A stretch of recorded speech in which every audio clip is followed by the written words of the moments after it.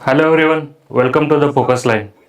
In today's focus line, we are going to discuss the important editorial that came in the Hindu and the Indian Express. So, in today's discussion, we are going to discuss this article. So, first is about the India's secularism that news came in the Hindu. It's about the secularism, and we'll see the context and what is the development around it in the discussion itself. Second, we are going to discuss the Pakistan and Saudi Arabia's new pact, that is the military pact on the mutual agreement on the defense or security related. So that we are going to discuss. Third article, it's about the Indus Water Treaty and the impact of climate change. So these are the few articles that we are going to discuss today.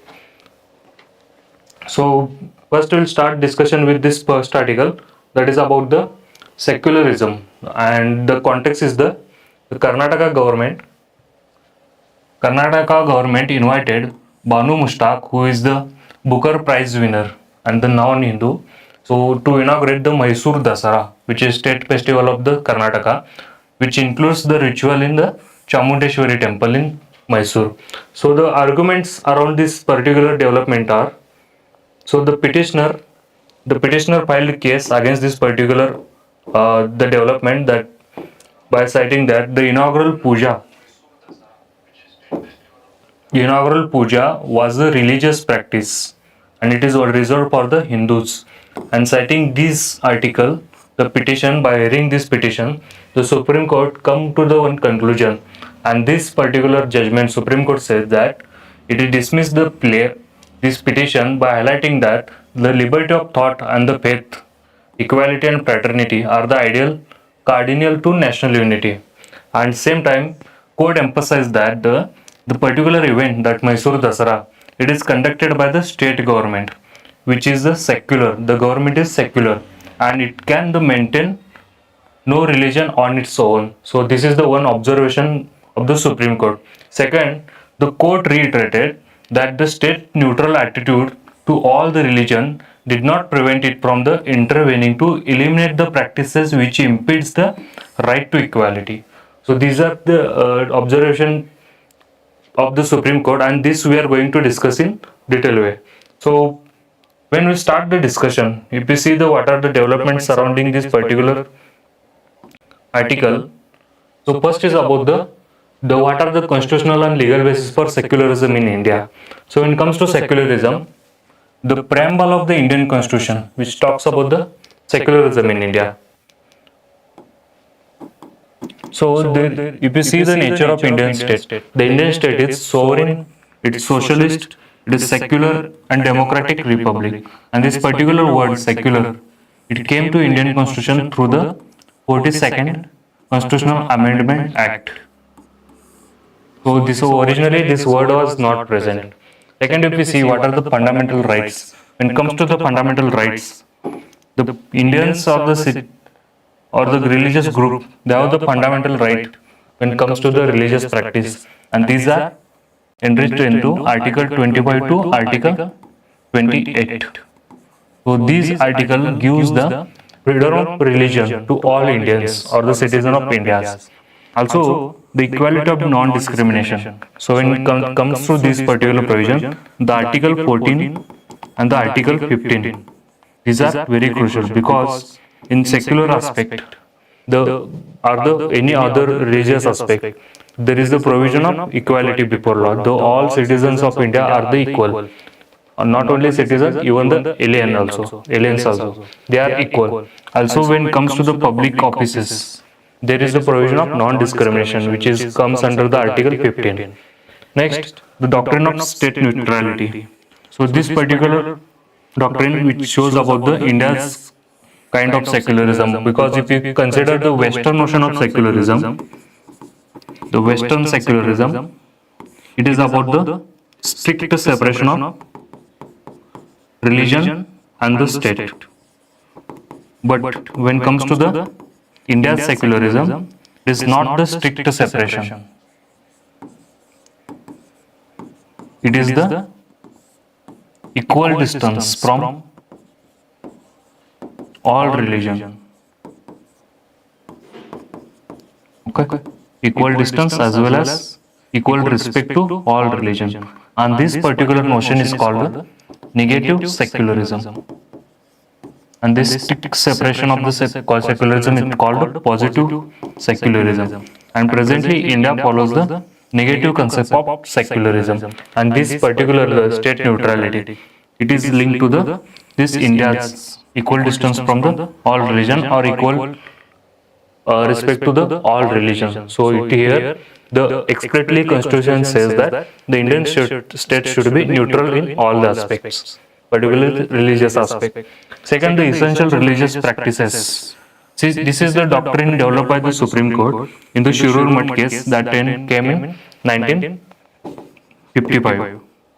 So here, particular Supreme Court said that certain essential religious practices are there that very crucial for the preservation, the rituals, the ideals of the religion that must be done by the particular religious group.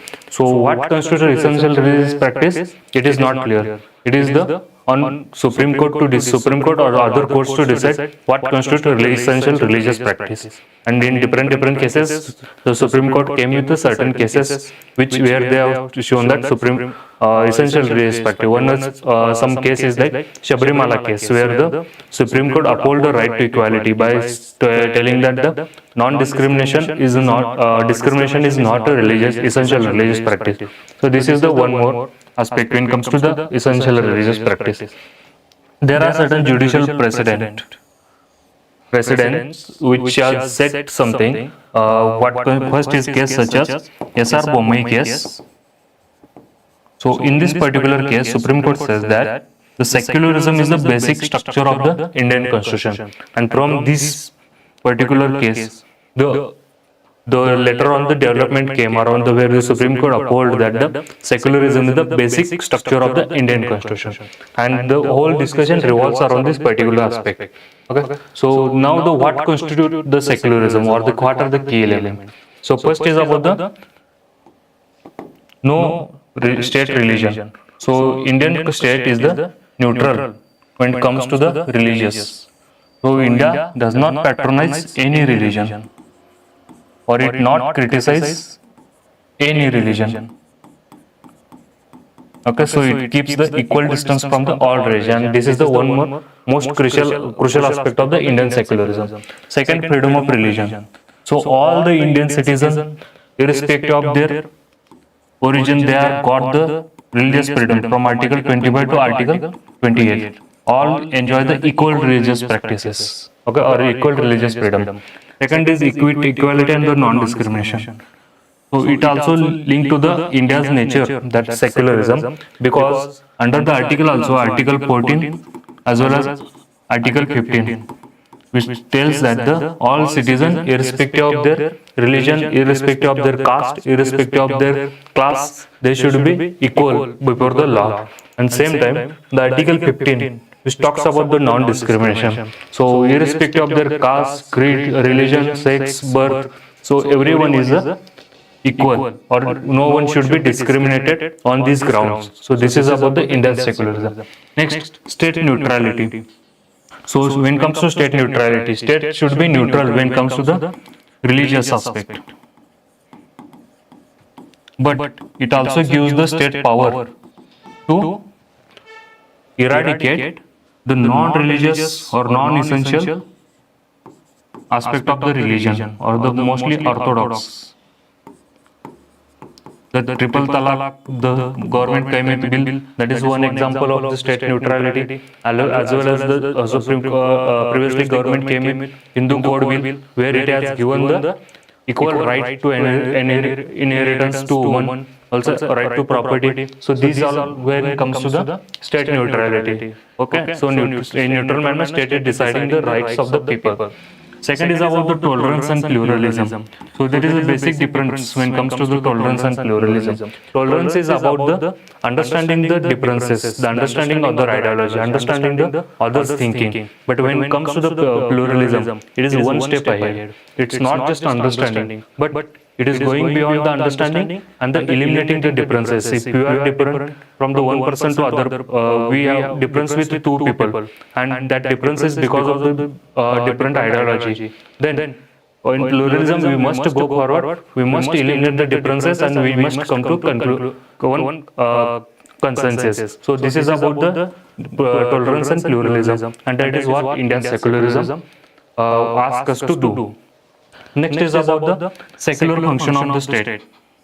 Okay, so when it comes to secular function of the state, the constitution has obliged to state to be neutral in all religious aspects. The state cannot function in a religious way, or it cannot favor the only one religion. So there should be secular state function. It should focus on the welfare of the people, not the religious aspect. Okay, so this is when it comes to the secularism. Why? What is India's goal? That is establishing political, social, and economical democracy. When it comes to social and economical democracy, what it constitutes? The people, all the people should be equal, irrespective of their class, irrespective of their caste. Okay, so they should be economically equal as well as socially equal, and that what constitutes the secular function of the state. Okay, so this is the constitution oblique state under the TPSP to function in secular way. Next is separation of religion and the state in private religions matter. So this is the one more aspect when it comes to India's secularism. Okay, the state, there is separation of state and religion in the public aspect, but not a private religious matter. Okay, so the person, it is when it comes to secularism, it's about the separating state and religion. Okay, not the person and religion. So that's why the Indian Constitution has given right, that the fundamental right that enriched in Article 25 to 28, which gives the individual right to practice their own religion. Okay, these are the private right, not the public right. So this is the one aspect when it comes to the Indian secularism. Okay, so this is all about the Indian secularism that I wanted to discuss. Next we'll move toward the next article where we'll discuss about this particular pact. Okay, the Pakistan's new pact with the Saudi Arabia, where they have said that any aggression against one state shall be considered aggression against the both. So this is the one of the NATO kind of agreement between the Pakistan and the Saudi Arabia, and that we are going to discuss what would be the implication on India, what would be the implication on the regional security, what would be the implication on the India's geopolitical goal, geopolitical willpower. Okay, or when it comes to the becoming the India's aspiration to become the Vishwaguru. So it is going to affect all these aspects. So we will discuss this one. So before going to this, we need to understand the historical ties between the Saudi Arabia and Pakistan. So when it comes to this 1951, here the Pakistan and Saudi Arabia ties starts developing. Okay, so here they starts developing their diplomatic ties. Okay, and particularly the Pakistan, it has trained the Saudi forces for the decades. Okay, and also during the 10 decade, nearly for 1 decade, that between the 1979 to 1989. In this particular period, Pakistan has provided protection for some holy places in the Saudi Arabia, including holy harams and the Al Saud. Here, Pakistan has traditionally given the protection. Also, it is active bulwark against the Iran and Yemen. So, when it comes to the Saudi street. Okay, particularly there is conflict between Iran and Saudi Arabia, who will be leader of the Arab world, okay, or the West Asia. So when it comes to these two, Pakistan against always acted bulwark when it comes to this conflict, Saudi Arabia's conflict with Iran as well as the Yemen. Also, the Saudi Arabia provided financial aid and the help to Pakistan to develop its nuclear program. So they have the long-lasting ties, but at the same time, when we see the Saudi Arabia's position, it is always been neutral for India, because when it comes to the J&K issue, it always it is bilateral issue between the India and Pakistan. Okay, so considering that aspect, we need to see the issue very carefully, because it is going to affect our whatever the diplomatic efforts we have put to make the other countries, like mostly the West Asian countries, which are the dominant to Muslim countries. Okay, because Pakistan always plays this card when it comes to the Jammu Kashmir issue. So that from that perspective, this was the very relation, and what would be the impact on this particular aspect. Okay, because of this fact.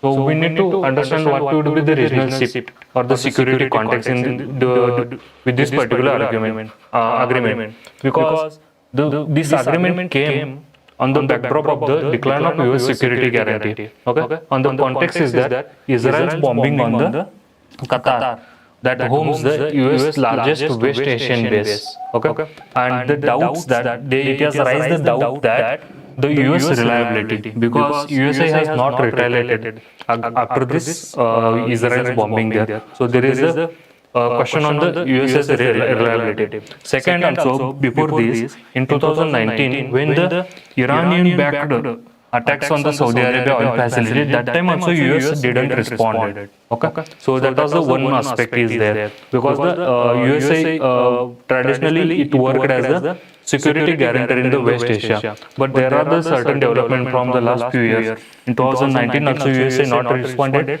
Now also the Israel bombing on Qatar, US not responded. So there is an increasing US's unreliability. Okay, also there is the realignment when it comes to the Abraham Accord, and this particular accord led by the USA to normalize ties between the Arab world as well as the Israel. Okay, particularly the UAE, Bahrain, this country joined this one. So later on the Morocco joined, and Saudi Arabia, it was expected to join.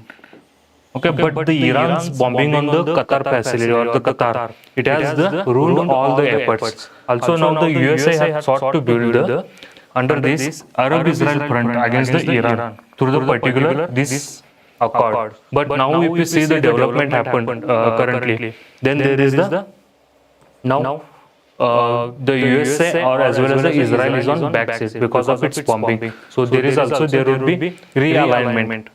Okay, in this pact itself. Next is about the implication on Pakistan, Saudi Arabia. What would be the Saudi Arabia's message through this pact? The Saudi Arabia is telling that it is diversifying security alliances. It is signaling the USA and the Israel that the Riyadh will not solely rely on them, okay, for the security issue.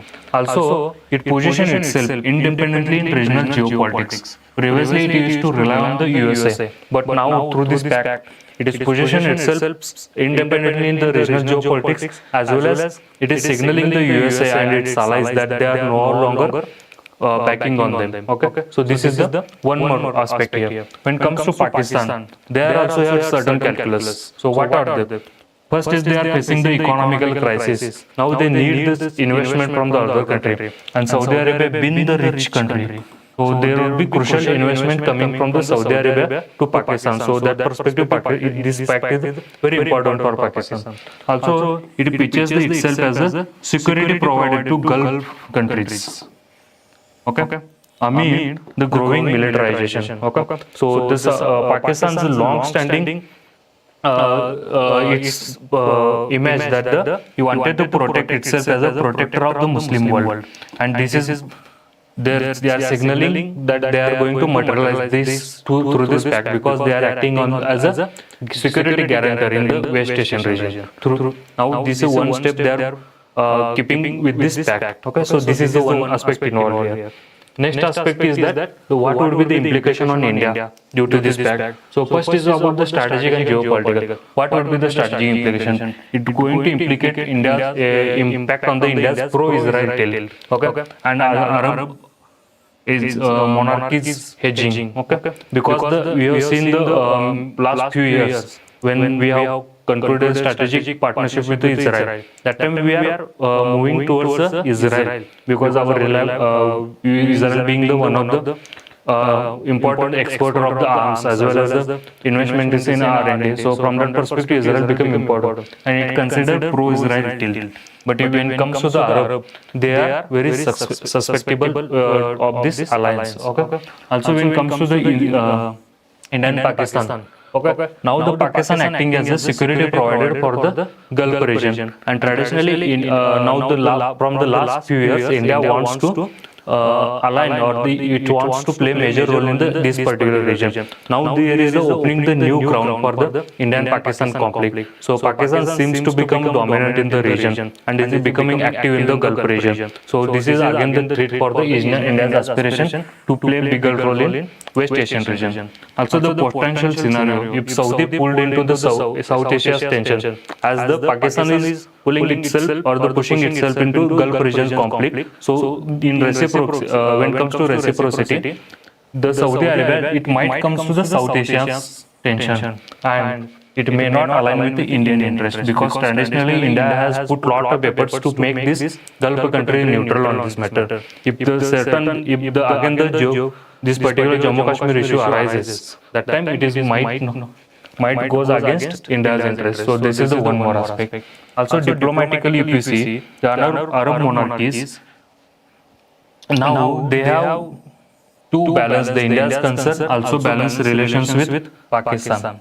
Because when it comes to the India's concern, what are the India's concern here? The energy security is there, as well as the India is trying to or aligning with USA to bring the Arab and Israel close. And when it comes to the Pakistan, the South Asian relations, we have the better relation with Pakistan. So when it comes to the our what efforts we put outside, it is primarily aimed to the neutralize Pakistan. Now the one concern India involves here, that is with this effort that playing the larger role in this West Asian region. So we want to balance or neutralize the Pakistan. Now the Pakistan itself directly involving in the Gulf region. So what will happen? Now the Arab monarchies or Arab country, they have they need to implement the dehyphenated policy, because they need to balance the relation with Pakistan, as well as they need to take care of the India's concern in the region. So that is the one more aspect. Also there might be developed one more aspect, that India, US and Israel axis. So previously it was developing. So if you are aware about the I2U2 alliance, which primarily aim to normalize Israel and Arab ties. So that time India was aligning with the USA for this aspect. Now this particular alliance that might be perceived as a threat to the Arabian country. So this is the one more perception issues there, or the narrative might be built around it. So this is the one issue involved here.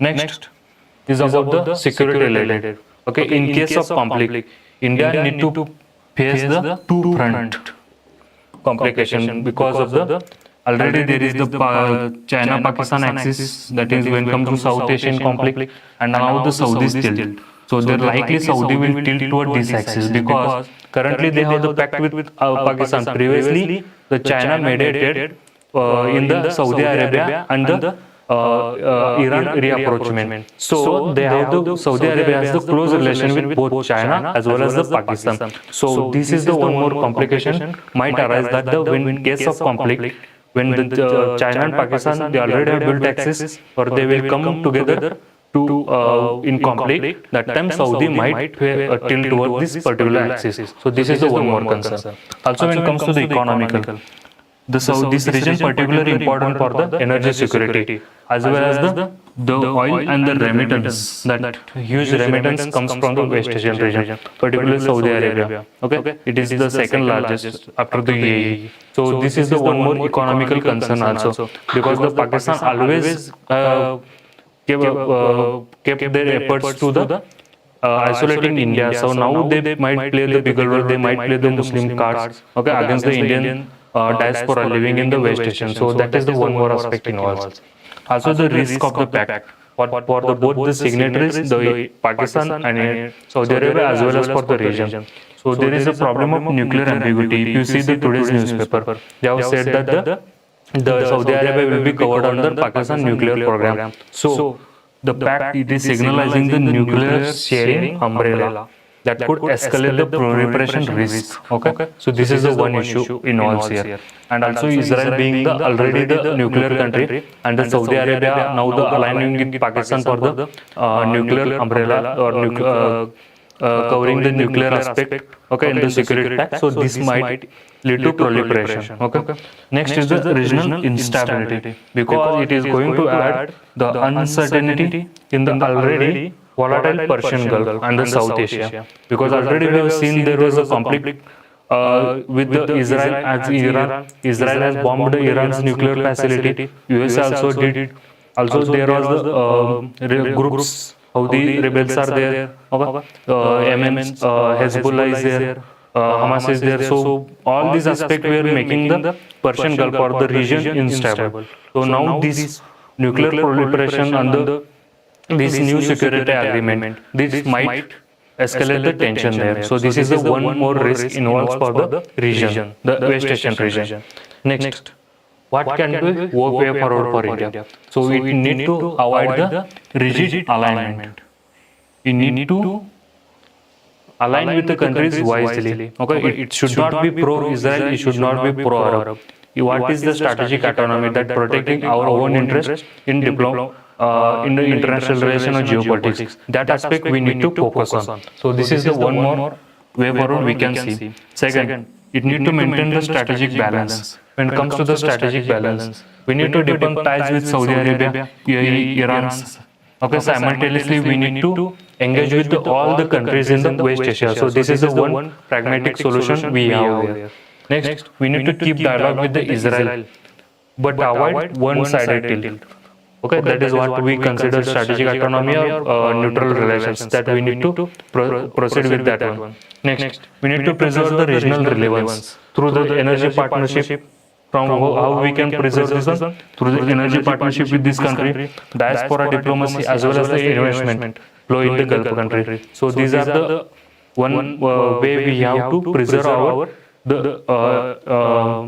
involvement into region. So this is the aspect we can focus on here. Next, we need to prepare for contingencies. So what would be the way of seeing the what would be security implication, what would be the regional instability, and that going to like create the energy crisis for India. So for that perspective, we need to prepare for all kind of contingency. Okay. So this is all about the particular act. What could be the strategic geopolitical implication on India, particular as well as the region. So that we have discussed it in detail. Okay. Next, we'll move towards the next article, which is about the Indus Water Treaty. Okay. So this is the one different aspect brought by the article. It's not talking about the historical development, but the new issue, that is climate change. So the article it argues that the Indus Water Treaty it increasingly outdated and needs clear-eyed scrutiny that prioritize the climate risk. Okay, and it gives certain aspect that we need to include the hydrological data sharing, silt management over the engineering centric or the logic of 1960. So it talks about the new age concern that need to include in the Indus Water Treaty. So it's about this article about this thing. Next, we see the what is the treaty did. Okay, though if you see the Indus Water Treaty, what is did? It is divided the Indus River basin into two aspects. That is one the western rivers that includes Indus, Jhelum and Chenab, and that goes to the Pakistan. Second is the eastern rivers that are the Ravi, Beas and the Satluj that came for the India. Also there are the provisions that the restrictions and the dispute resolution mechanism that is under World Bank. So any other day we'll discuss this Indus Water Treaty in detail, but now we'll focus on the what is the come in article, because it is a new dimension for the Indus Water Treaty. So the author argues that the part of the present, he presented some concern, that is the present concern. What is the present concern related to Indus Water Treaty? Now it is suspended participation, because after the Pahalgam attack and Operation Sindoor, we have the suspended treaty. Okay, so the water and blood cannot flow together. That we stand we have taken. So the status of the treaty is it is suspended. Okay. Next is the climate change impact. How the climate change is impacting? Because first is the glacier melt, particularly in Hindu Kush region or Hindu Kush Himalaya. It is altering the runoff in the upper Indus. Okay, so that is the increasing flow there. Second is also the erratic rainfall and monsoon behavior that is disrupting the agriculture and water scrutiny. That is the particularly the lower Indus River. Okay. Next is the silent crisis that is created by the siltation. It is directly leading to the reservoir blockage. It is reduced the outflow from the river. Okay, so these are the aspects coming forward due to climate change. Okay.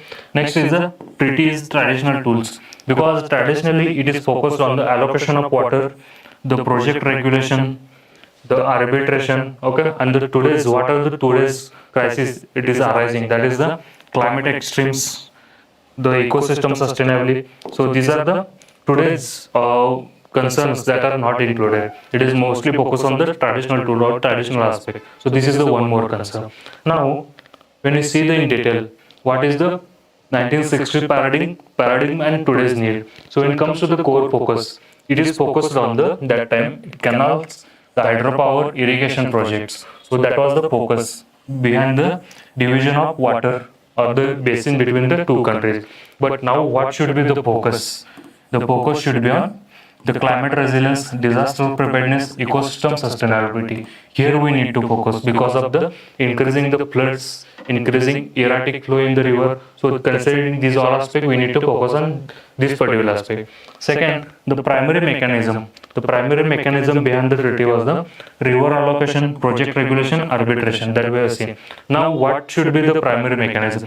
It should be real-time hydrological data, flow information, the operational coordination. Here we need to build the primary mechanism, and that for particular this aspect we need to build the primary mechanism. Next, the infrastructure logic.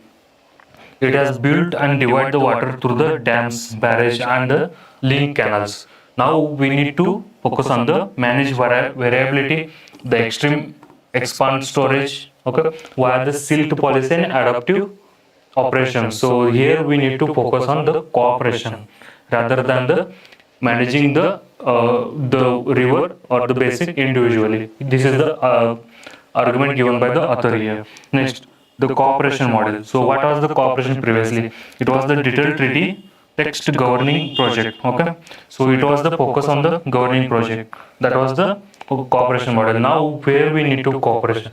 We need to link functional MOU style data for the data exchange, the model on the Brahmaputra water data. That is concurrently we have the MOU with China where we share the hydrological data. So same kind of MOU we need with the Pakistan. So this is the argument of the author. Next, it talks about he gives some recommendation what we can do now. It talks about we need to prioritize the real-time transboundary hydrological data sharing. So this is the particular aspect we need to focus considering the problem of flood, siltation, and this directly lead to the livelihood and the life or the agriculture loss or agricultural land loss. So to avoid this aspect, we need to focus on hydrological data sharing. Second, we need to establish the national siltation policy. Okay, through this policy, we need to desilt the river basin, as well as we need to use this particularly siltation to soil enrichment, that land reclamation.